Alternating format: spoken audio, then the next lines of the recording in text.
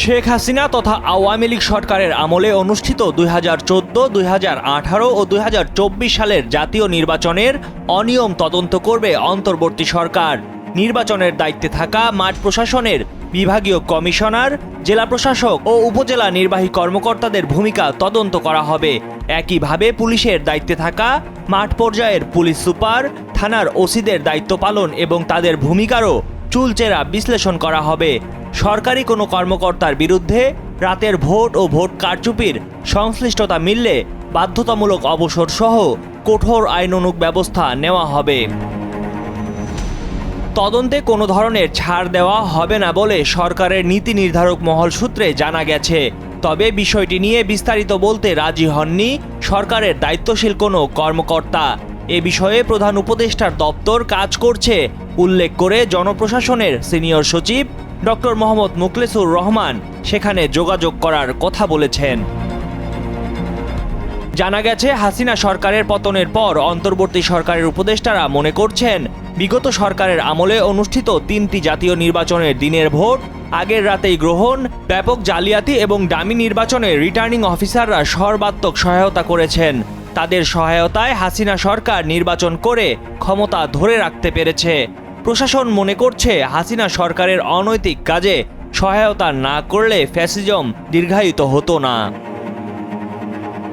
Bangladesh administrative service association BASS এর নেতারা বলেছেন, ভোট ডাকাতির সঙ্গে যারা জড়িত ছিলেন তাদের বিরুদ্ধে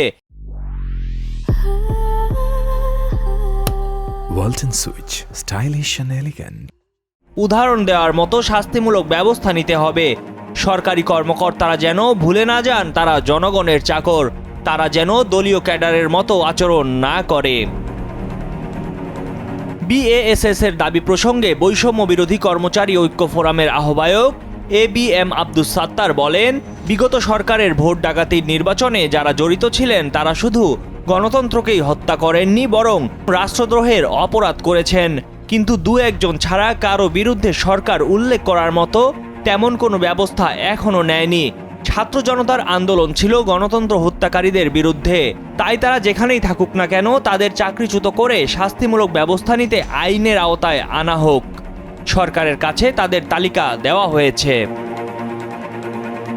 সূত্র জানায়, বিগত সরকারের 3টি নির্বাচনের সঙ্গে জড়িত ডিসি, বিভাগীয় কমিশনারদের বিরুদ্ধে সরকার কঠোর পদক্ষেপ নিতে যাচ্ছে।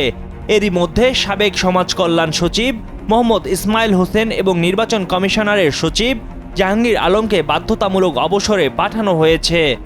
এছাড়া পুলিশ বিভাগের বেশ কয়েকজন পদস্থ কর্মকর্তাকে বাধ্যতামূলক অবসরে পাঠানো হয়েছে। অনেককে বিশেষ ভারপ্রাপ্ত কর্মকর্তা বা OSD করে রাখা হয়েছে। তাদের অনেকে বিদেশে পাড়ি দেওয়ার চেষ্টা করেছেন বলেও জানা গেছে। কেউ কেউ চিকিৎসা কিংবা বিদেশে পড়ুয়া ছেলে মেয়েকে দেখার নামেও বিদেশে যাচ্ছেন। নাম প্রকাশ না করার শর্তে একাধিক বিভাগীয় কমিশনার ও ডিসি কালের কণ্ঠকে জানান, বিষয়টি তারা আগেই শুনেছেন, কিন্তু তাদের কিছুই করার ছিল না, কারণ চাকরি করতে হলে সরকারের শীর্ষ মহলের কথা শুনতেই হয়। ময়ূখ ইসলাম, কালের কণ্ঠ।